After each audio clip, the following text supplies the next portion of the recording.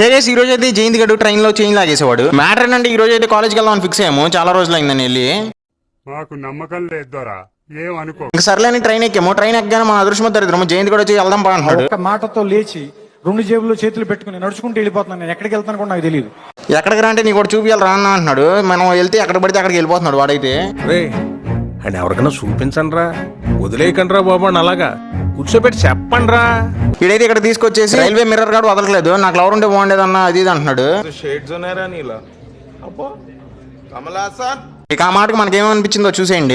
చేసే మూడు ఉత్సాహం సర్వనాశనం అయిపోతాయి. ఇంకా సర్లే అని మనోడు వెళ్ళే స్పీడ్కి అయితే జయంతి గడు చైన్ లాగేస్తా అంటున్నాడు ట్రైన్ది.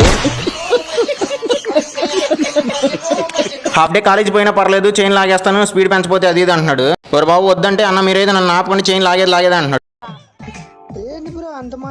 ట్రైన్ స్పీడ్ గానే వెళ్ళిద్దిలేరా అది ఇది అని చెప్పి చైన్ లాగడం అయితే ఆపిచ్చేసాము. ఈనాడు ముఖ్యాంశాలు వెళ్లే ముందు సబ్స్క్రైబ్.